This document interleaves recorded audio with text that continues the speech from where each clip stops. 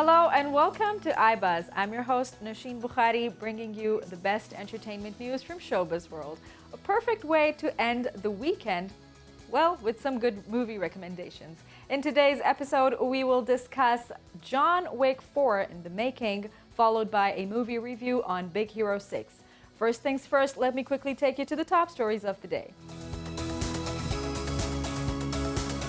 Billie Eilish, Olivia Rodrigo, Dua Lipa to perform at iHeartRadio Festival. Snake Eyes, full trailer confirmed to release Monday with action-packed teasers. John Wick 4 reportedly eyeing Wesley Snipes for swordsman role.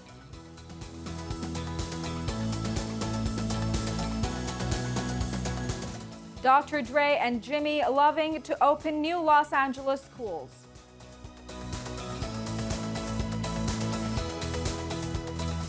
Dakota Johnson replaces Star Wars actress in new film starring Sean Penn.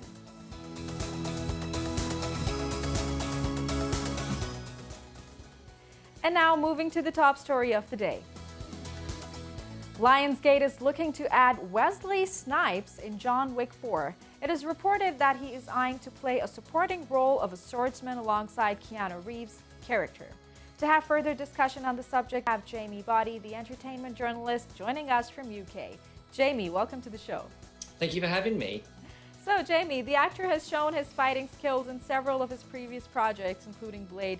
Although it is still not confirmed, but do you think that this is going to be an exciting addition to John Wick? Yeah, John Wick is known for its ensemble films. It's had Angelica Houston, Willem Dafoe. So I think adding someone like Wesley Snipes to it would be amazing. And Wesley, obviously, as you said, with Blade, he's no stranger to a action trilogy. Right. And it's been more than a decade since Wesley Snipes he's not been spotted on big screen. About John Wick deal, it is reported that things did not work between the actor and the producers. Some rumors say that they're still working on it, but do you think it would have been better for John Wick? It's all about Keanu Reeves. We know that. It's all about Keanu Reeves. But, keeping Blade in mind and the way, Wesley Snipes has this ability to develop a character, do you think that they should consider him? I think, yes, I think he would be a really good addition to the films. Although Keanu can obviously carry it himself. And if you go on IMDb, there's even John Wick Chapter 5 says pre-production. So they're obviously already thinking ahead.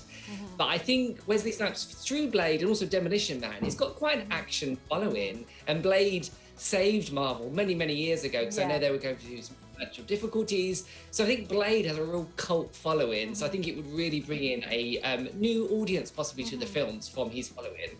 Right. Also, John Wick 5 is confirmed with Keanu Reeves to be shot consecutively with John Wick 4. Do you think this continuation of sequels will empower the franchise? Because normally the threshold of sustainability remains up there till 3 parts of a successful franchise. This is what we've learned so far.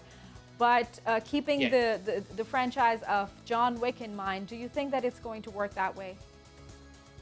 Well, I think if we go by Fast and Furious, which is on number 9 now, that kind of broke the mold. Whether or not the integrity stayed the same throughout, I think some films now are having a longer shelf life. However, I do think you've covered a really good point there. The more you do a film, the more it kind of waters down what the initial message or the initial themes were. So I think if we go into 4 and 5, we need to really make sure that the film kind of stays true to its action, but also it's heartfelt. Like the original movie almost started off as a pure revenge film, and it just kind of snowballed from there.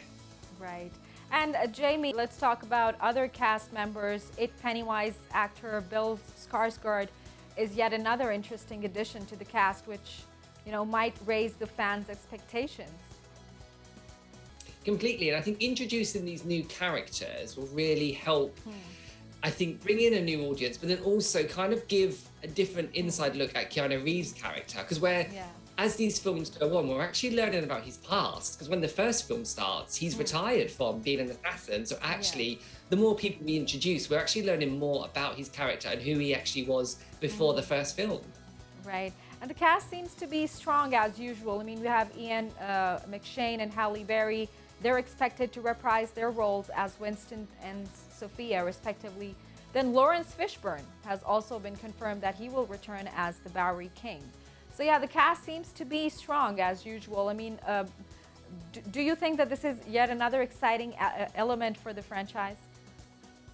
Completely. And I think if you think of Keanu and Lawrence, they both did the Matrix films together as well. So it's kind of like a weird sense of home if you are a sci-fi fan. And obviously the Matrix 4 is meant to be coming out again and coming out soon with Keanu. So I think there's a lot of kind of cross-population there with previous films or future films, which I think will add to the box office success. Yeah, and Mortal Kombat actor Hiroyuki Sanada has been confirmed to appear against Keanu Reeves in the 4th sequel. What are your thoughts on this edition? Yeah, and the new Mortal Kombat film, obviously released on things such as Amazon Prime and HBO Max. Again, such a cult following from the original computer games to the films. And I think people want to see these actors now that, not necessarily that do all their own stunts, but are actually trained fighters. And it's also shining the light on those actors that are multi-hyphenated. They are actors, they're actual martial art experts. So I think it'll be a really good addition to the film. Right, and keeping these number 4 and 5 franchises apart, do you think, do you expect a character development along with the storyline? Because like you mentioned, Fast and the Furious 9, and then there are other franchises that are kind of elongating, but they have, lost their charm, and, people are no longer excited about it. So what are your expectations with the story and character development? With John Wick, I don't think at the moment, it's a case of if it's not broke, don't fix it. However, they are really adding to the story with each film. It's in a different city. There's a different theme, whether he's the assassin or people are coming after him. So I think at the moment they're onto a good thing. And they're giving us a long enough break. Like the first film was 2014, then 2017, 2019, and now 2022. So I think at the moment they're onto a good thing. As long as they keep adding fresh characters, we are growing to really like Keanu Reeves. And if you've seen Keanu Reeves' character, we always love Keanu. If you've seen the first film though, we really felt for him and what happened to him. And I'm not giving any spoilers if you've not seen it, but something happens to his character and you really felt for him. So for all of these films, you're really rooting for him to be like, no, you get them, you sort them out. Yeah, of course. John Wick has remained a very different Marvel character, and it has its own significance. And then Keanu Reeves, upping the game for this character, that is remarkable. Yeah, and he's 56, so he's like, with age, doing more and more action, which I think in itself is quite an amazing achievement. Yeah, they're breaking the stereotypes of taking very young people as, action heroes. A 56 years old action hero, this is something remarkable. Exactly, like I'm only 33, but it makes me feel like, oh, I could be doing that when I'm 56 if I go to the gym. So the amount of energy you can see, right? So also this year looks dedicated to Keanu Reeves, as another important Keanu Reeves movie is on the way, Matrix 4. And rumors have it that they're also working on Matrix 5. They're on the roll. So both John Wick and Matrix are releasing next year. Do you think that it's going to be a tough competition for Keanu Reeves? Both movies and franchises are releasing next year. Yeah, I think The Matrix will probably come out on top. I think just because of how groundbreaking it was when the first, the trilogy of the Matrix films originally came out. It really changed the way we viewed films and reality. So I think that will come out on top. However, John Wick, I think, is more, it's obviously more realistic. It's set in modern times that we might have been to that place, or the fight scenes are realistic. So I think Matrix will come out on top. I think John Wick will still do well at the box office. Right, and what are your thoughts on, converting this into a Disney Plus series? Because that is also very much in fashion when we talk about Marvel movies. Just the way they did it, the character of Loki, Falcon, and the White Soldier, Winter Soldier. So do you think there is a chance, instead of creating more and more movies, they should think about creating a season on Disney Plus?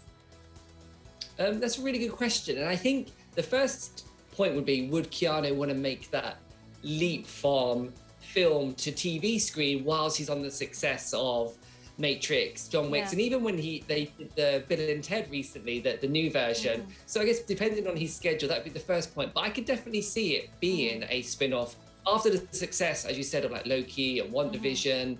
That I don't know if anyone thought they would be as successful as they were. So it could definitely spawn a TV series. Whether or not he's at the helm or it's a different actor or actress, that's the main question. Right.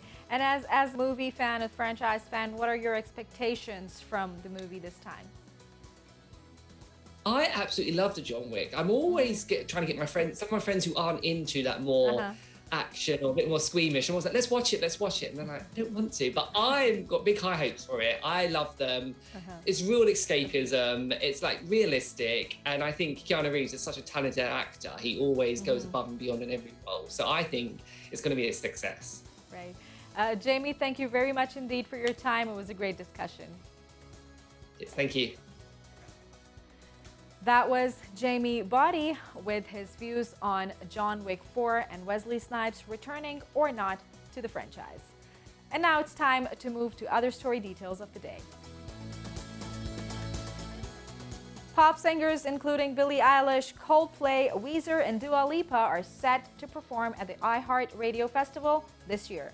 The two-day music gala will enthrall Las Vegas in September with a long list of performers that also include Olivia Rodrigo, DaBaby, Maroon 5, and Khalid. The event is set to take place at the T-Mobile Arena in September 17th and 18th.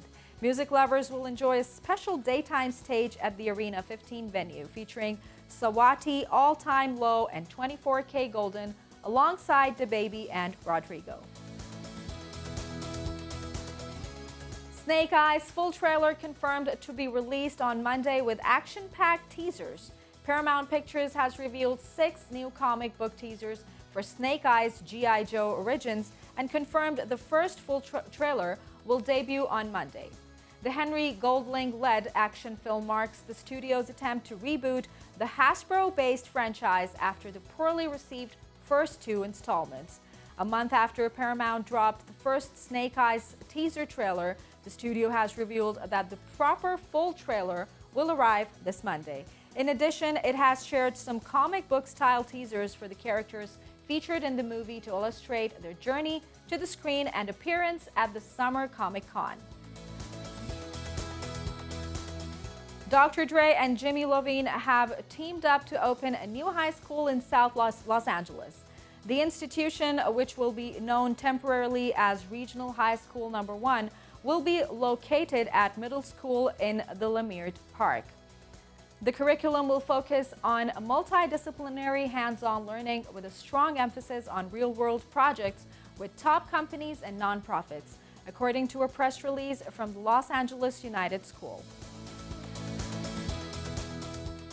Dakota Johnson has replaced Star Wars actress Daisy Ridley in an upcoming film also featuring Sean Penn. According to a report, Johnson and Penn will star in Daddy-O, directed and written by Christy Hall. In the movie Daddy-O, Johnson will play a young woman who arrives in New York, and Penn will play a taxi driver who strikes up an unexpected conversation with his passenger that quickly changes from amusing basic exchanges to comical banter. And that is it from Newsroom. We will be right back after a quick short break. Stay tuned to find out more.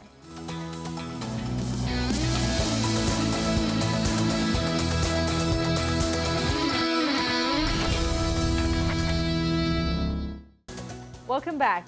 In this segment, we will review the movie Big Hero 6. Big Hero 6 is a 2014 American animated superhero film produced by Walt Disney Animation Studios. Directed by Don Hall and Chris Williams, the film tells the story of Hiro Hamada, a young robotics prodigy, and Baymax, his late brother Tadashi's healthcare provider robot, who forms a superhero team to combat a masked villain who is responsible for Tadashi's death. To review the film, we have entertainment journalist Jonna Rogers with us. Jonna, welcome to the show. Hi, thanks so much for having me. So, Jonna, this is the kind of family film that charms almost every age group, you know? Do you think that while watching the movie, it just gives a feel that it's made for kids, or do you think that it's appropriate for all age groups and it can, captivate them all? I think, as Disney is known for, it's very much family friendly, but it's made for all the family. You can watch this at any age. You don't have to have kids to be able to watch this. It is such a fun film, and it has key moments for everyone in the family, whether you're, a young child, they can still enjoy it without, it's not too tasking, but then it also has mature themes where the parents and the adults can watch it and they can really get a sense of it and probably come out shedding a tear or two. Right. And it's a very unique concept where emotions are connected with the tech-savvy world. I mean, a robot becoming friends with a human, and then human emotions getting attached to that robot, and then the robot understanding those human emotions. It's a very unique concept. Yeah, absolutely. I mean, it's unique in the fact that it's Disney's first animated film based on a Marvel comic, and while it's separate to the MCU, we still get that Stan Lee cameo.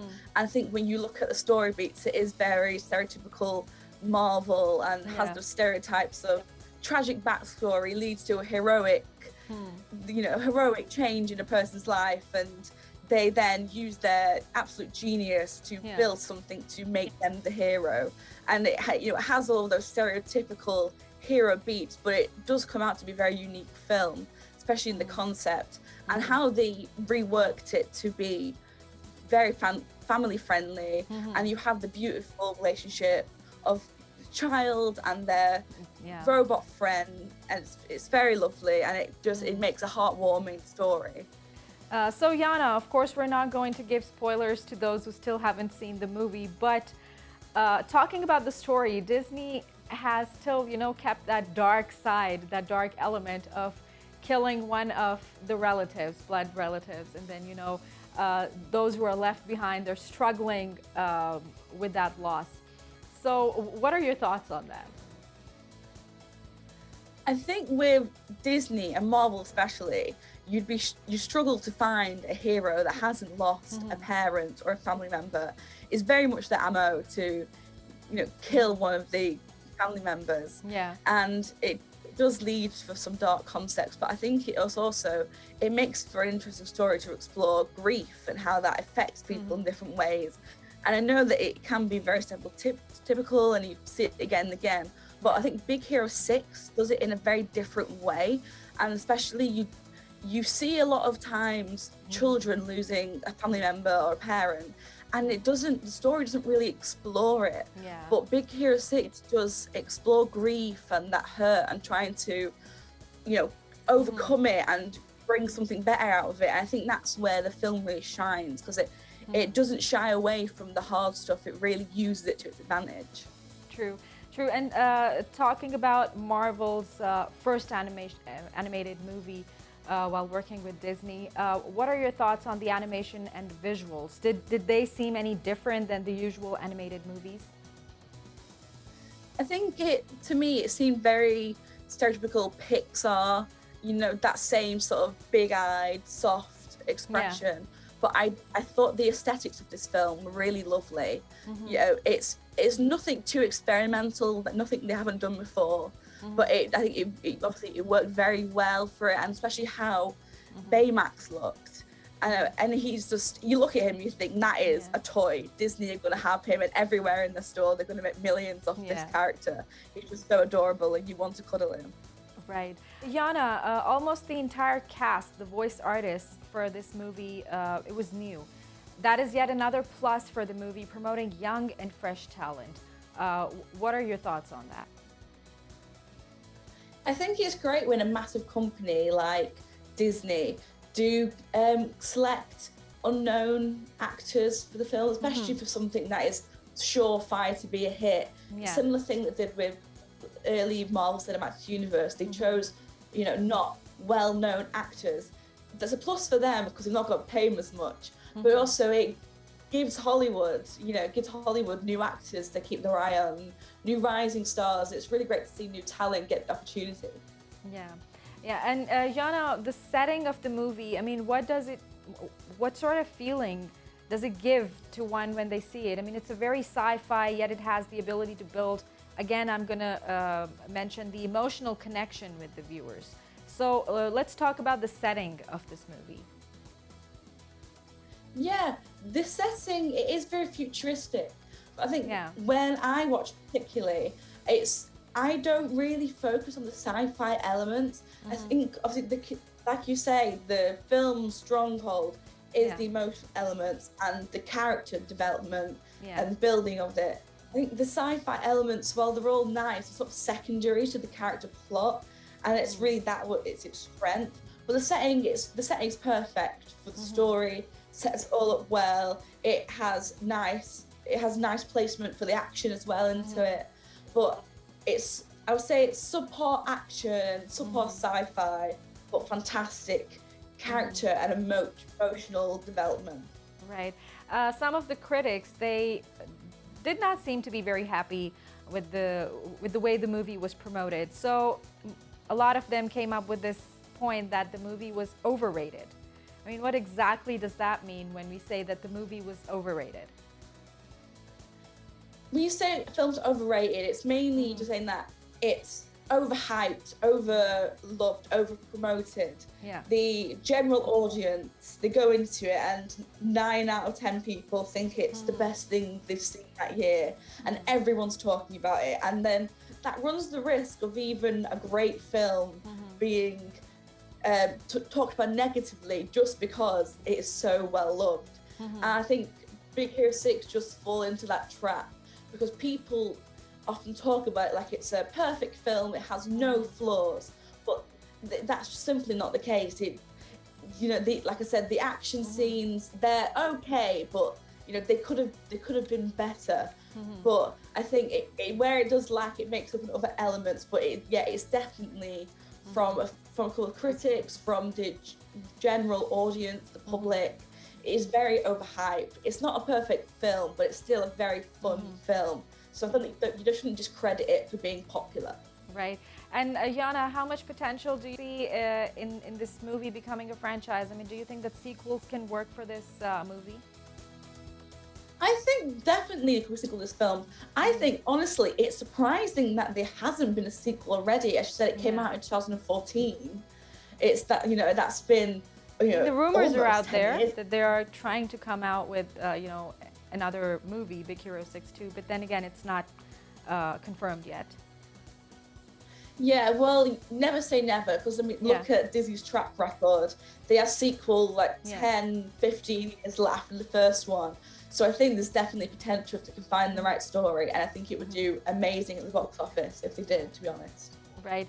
So last but not the least, Jonna, 3 reasons why would you recommend this movie to our viewers? Oh, 3 reasons. I think it has heart. That is the biggest thing I can say about this film. It has heart. It's unique. You don't know what you're expecting when you go into it, and you won't be disappointed. And I think it's like I said before, it's fun for all the family. You can, no matter what your age, no matter if you're going in with the kids or you're just going by yourself, you will get something out of this film. It is so precious, and you'll leave heavy heart, and you'll be wanting to see the characters again. Right. Jonna, thank you very much indeed. Lovely discussion. Thank you so much for having me. That was Jonna Rogers with her review on Big Hero 6 movie. And that is it from today's episode. We hope you liked it. Don't forget to share your feedback on the social media link mentioned down below. We'll see you next week. Until then, take care and goodbye.